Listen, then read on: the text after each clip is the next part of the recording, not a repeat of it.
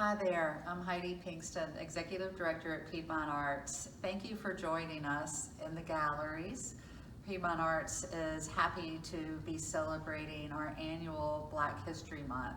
This year we'll be celebrating through February with exhibits, educational programming, virtual events, including our virtual Family Day with African American Read-In. Today, I would like to share one of my favorite poems by Maya Angelou. Maya Angelou is originally from my hometown, Winston-Salem, North Carolina, and this is one of my favorite poems by Miss Angelou. The Caged Bird. A free bird leaps on the back of the wind and floats downstream till the current ends, and dips his wing in the orange sun rays and dares to claim the sky. But the bird that stalks down his narrow cage can seldom see through his bars of rage. His wings are clipped and his feet are tied, so he opens his throat to sing. The caged bird sings with a fearful thrill of things unknown but longed for still. And his tune is heard on the distant hill, for the caged bird sings of freedom. The free bird thinks of another breeze, and the trade wind soft through the sighing trees, and the fat worms waiting on a dawn bright lawn, and he names the sky his own. But a caged bird stands on the grave of dreams. His shadow shouts on a nightmare scream. His wings are clipped and his feet are tied, so he opens his throat to sing. The caged bird sings with a fearful trill of things unknown but longed for still, and his tune is heard on the distant hill, for the caged bird sings of freedom. Thank you for joining us, and I hope to see you often at Piedmont Arts.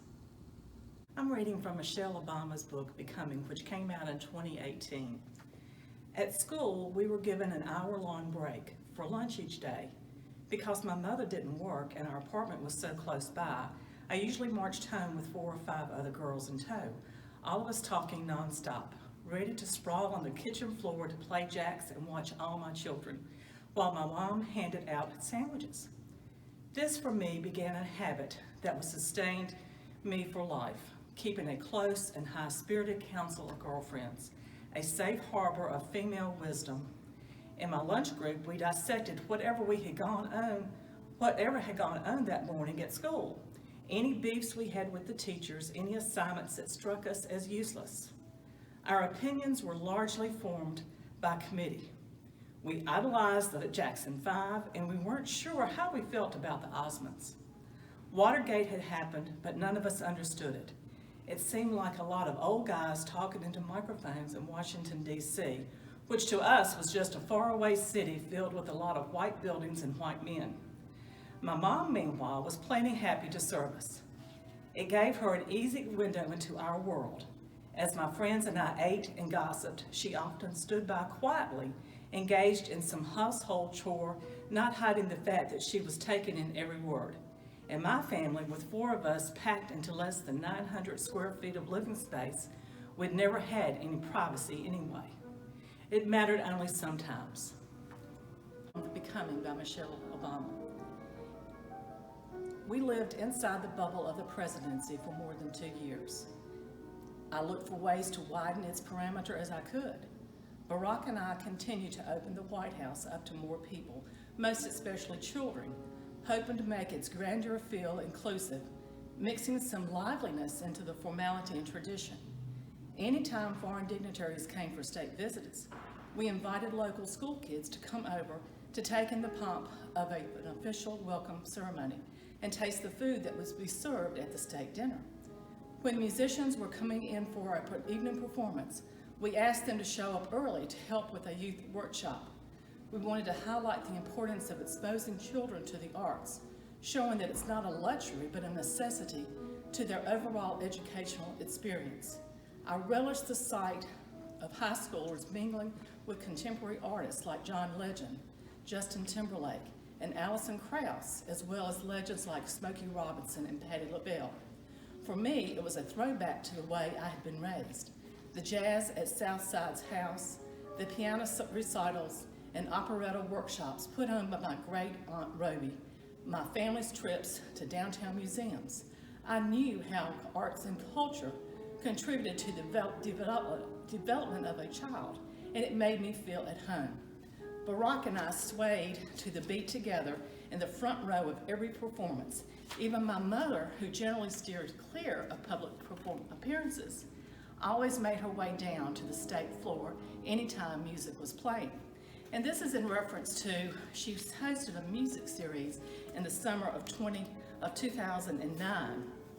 And at that time, my son was invited with his guitar instructor to attend the one for country music, in which Brad Paisley and Alison Krauss was there. And the series was hosted by the First Lady, Michelle Obama. President Barack Obama was born in 1961 in Hawaii. 1983, graduated from Columbia University with a degree in political science. 1980, political science. 1988, he enrolled at Harvard University School. He became the first Afro-American president of Harvard Law Review. 1991, he graduated from Harvard University. 1992, he married Michelle Robinson and began teaching law at the University of Chicago. 1995, he published his first book, Dreaming from My Father, a story of race and inheritance. 1996, he was elected to the Illinois State Senate. 2004, he was elected to the United States Senate. 2008, he was the first Afro-American to be elected President of the United States of America. This is my Black history. Shout out to none other than Mr. President Barack Obama. Hello, my name is Connie Gravely, and today I choose to read a little about Cicely Tyson. She was admired by so many because of all of the obstacles that stood in her way during her lifetime, but still she accomplished a lot. Cicely Tyson was born in New York City on December 19, 1927, and grew up in Harlem, New York. When Cicely was born, doctors predicted she wouldn't make it 3 months because of a murmur in her heart. What they couldn't know was that Cicely had a heart unlike any other. At the age of 18, she walked away from a typing job and began modeling. At that time, Tyson was then drawn to acting, though she had not been permitted to go to plays or movies as a child. When she got her first acting job, her religious mother, feeling that Tyson was choosing a sinful path, kicked her out of their house. At that time, when parts for actors who looked like her weren't easy to come by, she refused to take on roles that reduced black women to their gender or their race. Sometimes that meant she would go years without work, but she took pride in knowing that whenever her face was on camera, she would be playing a character who was a human being, flawed but resilient, perfect not despite, but because of their imperfections. From disruptive roles to groundbreaking firsts, Tyson achieved a great deal in her 96 years, 70 of which was spent on stage and on screen. Cicely Tyson had a well-known commitment to community involvement.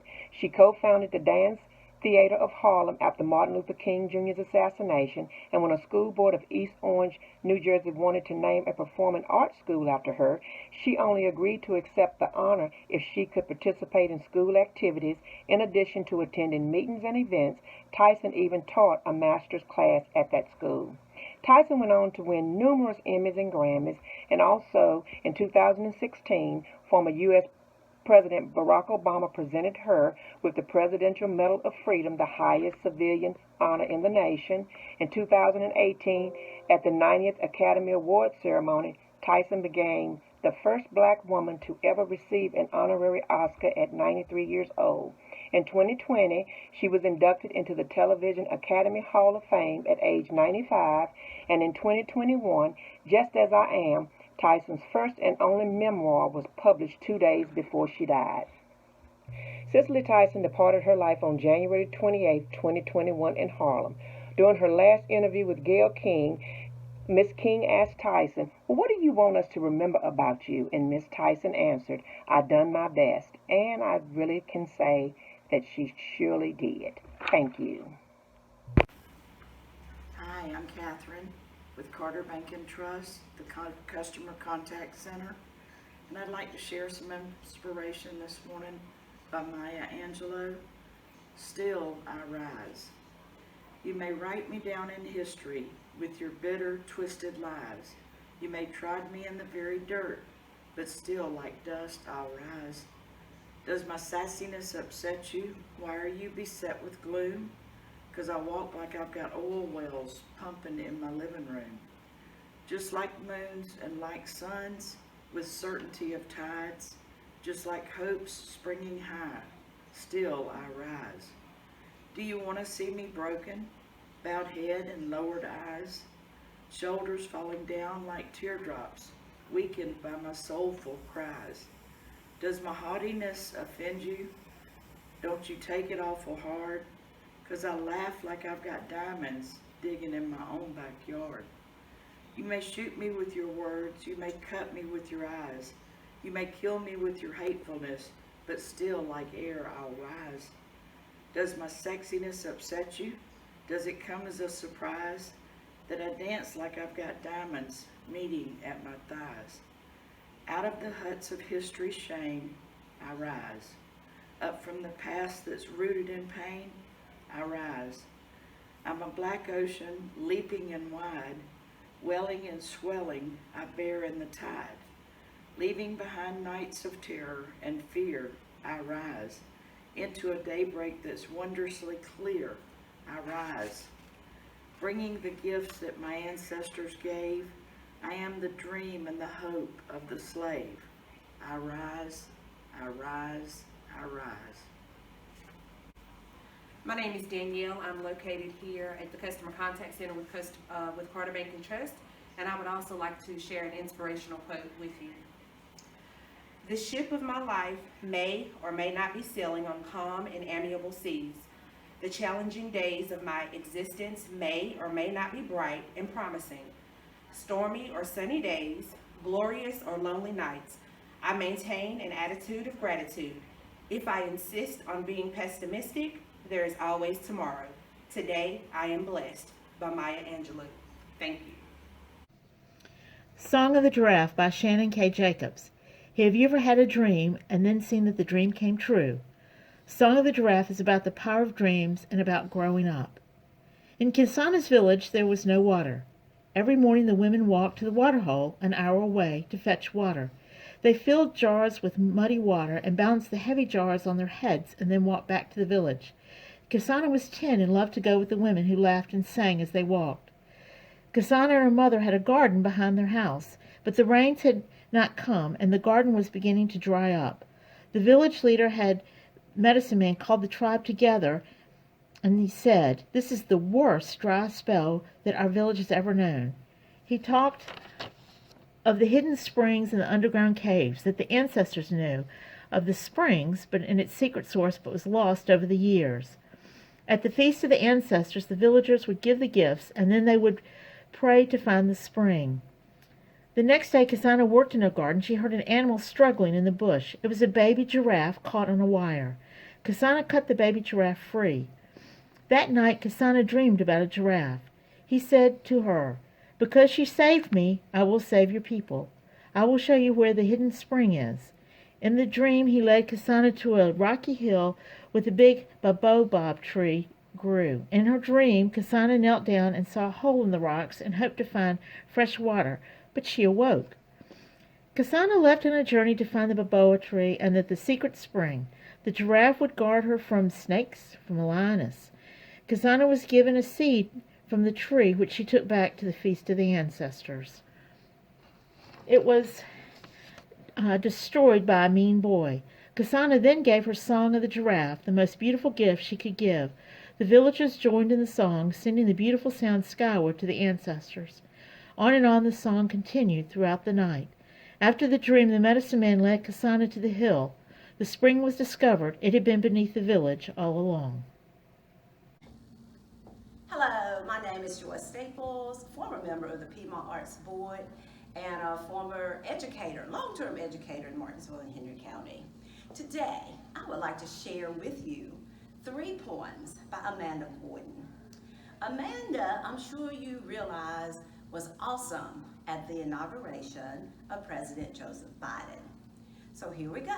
This is the first poem, and it is entitled The Hill We Climb by Amanda Gorman. When day comes, we ask ourselves, where can we find light in this never-ending shade?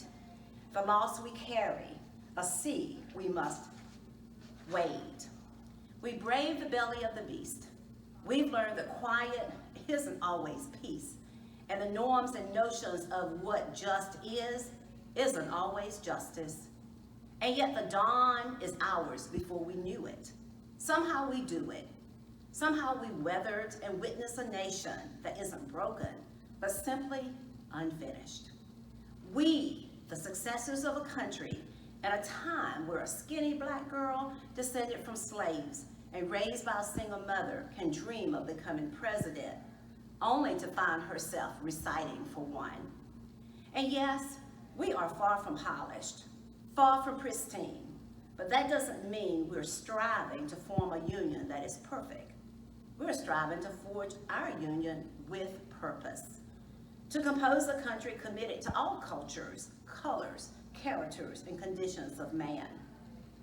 And so we lift our gaze, not to what stands between us, but what stands before us.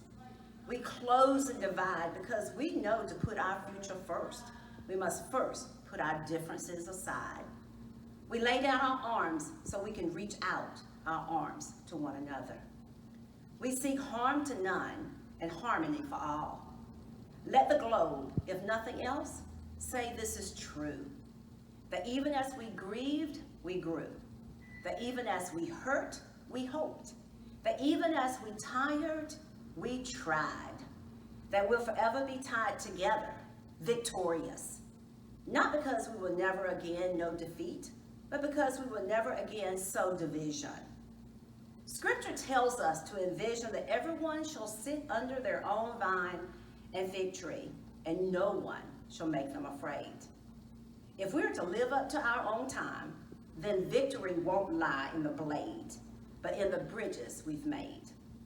That is the promise to Glade, the hill we climb if we only dare. It's because being American is more than the pride we inherit.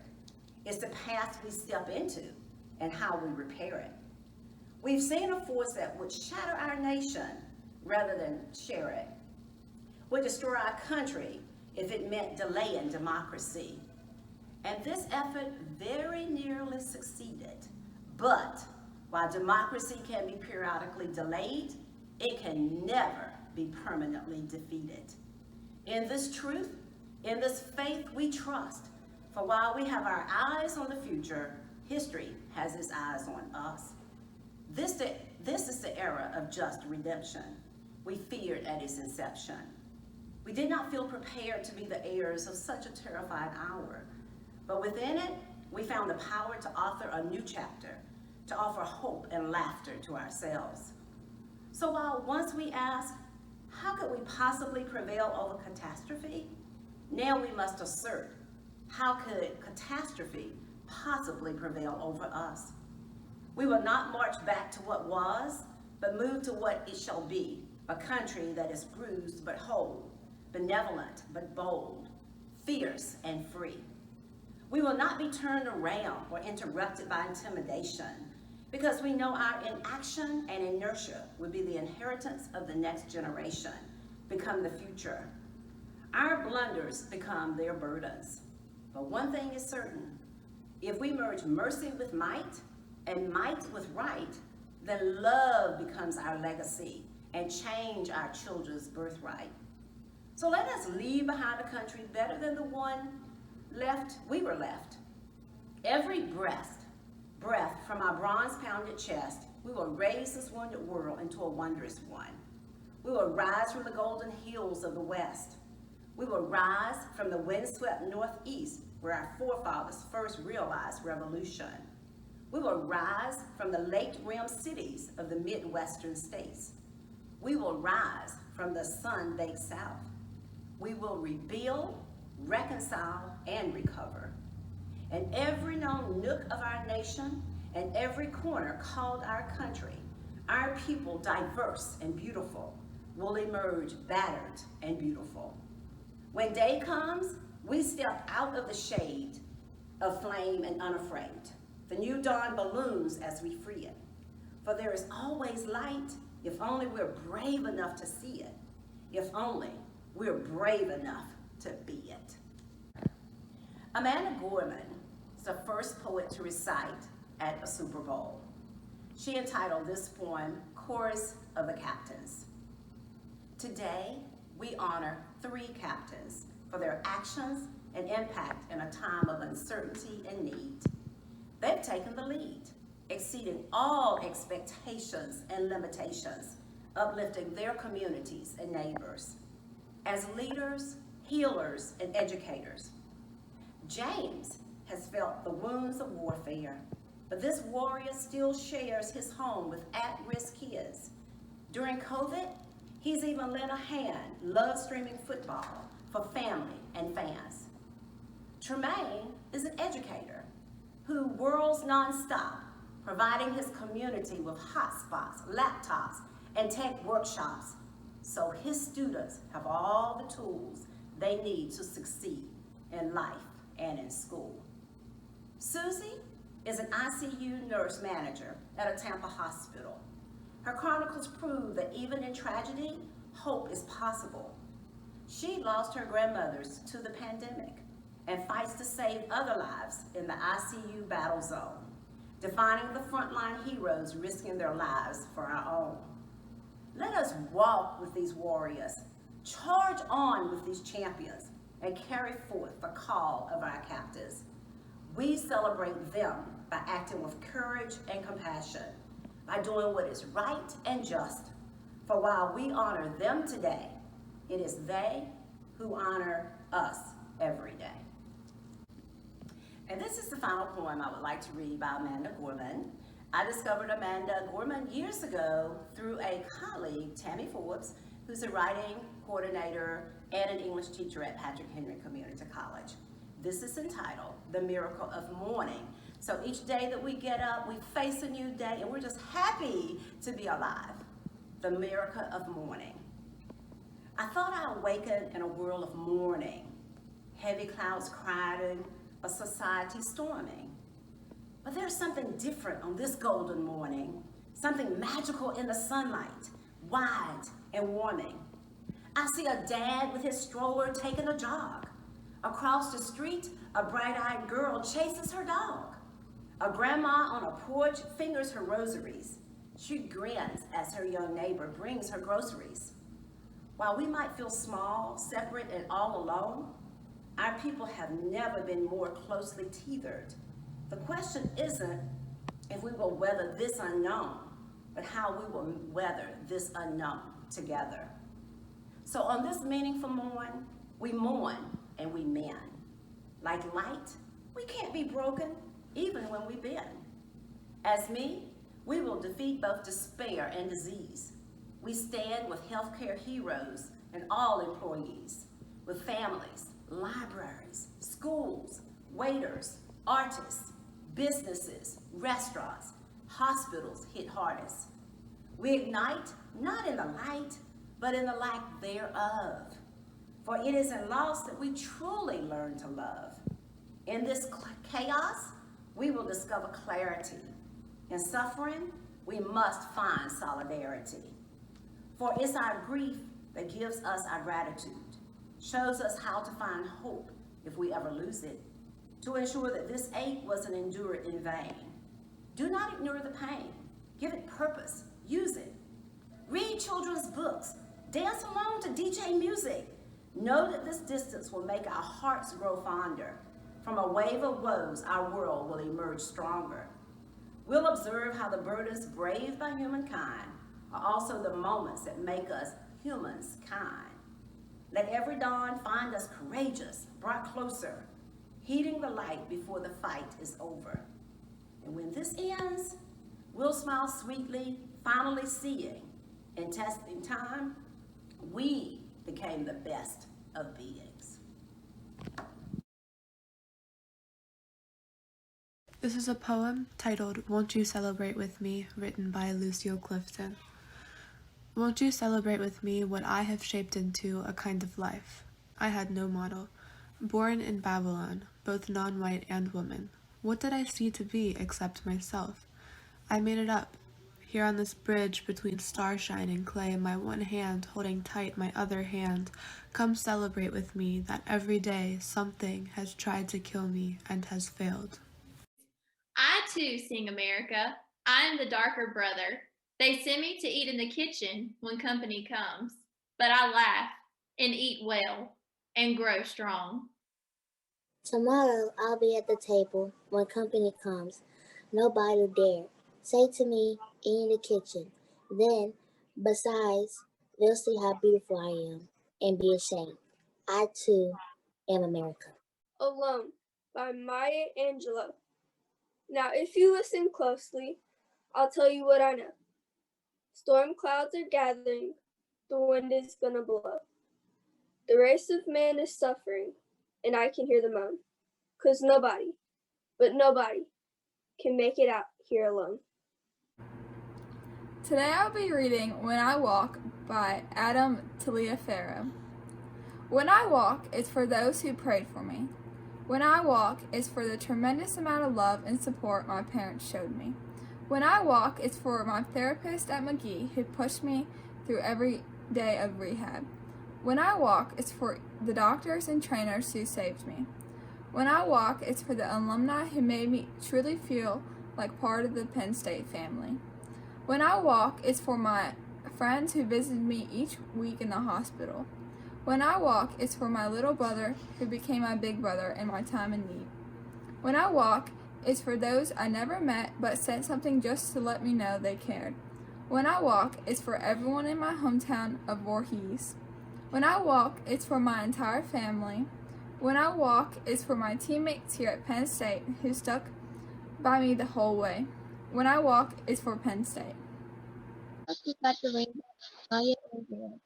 If I could catch a rainbow, I would do it just for you. And staying with you is beauty. All on the days you're feeling blue. If I could build a mountain, you call you live in a place to find security, a place to be alone. If I could take your troubles, I would toss them in the sea. But all these things I'm finding are impossible for me. I cannot build a mountain or catch a rainbow fair. But let me be what I know best, a friend that's always there. Won't You Celebrate With Me by Lucille Clifton. Won't you celebrate with me? I have a shape into a kind of life. I have no model. Born in Babylton, both non-white and women. What I see to be except myself. I made it up. There on this bridge between starshine and clay, my one hand holding tight, my other hand, come celebrate with me that every day something has tried to kill me and has failed. Dreams by Langston Hughes. Hold fast to dreams, for if dreams die, life is a broken-winged bird that cannot fly. For fast to dreams, for when dreams go, Life is a barren field frozen with snow.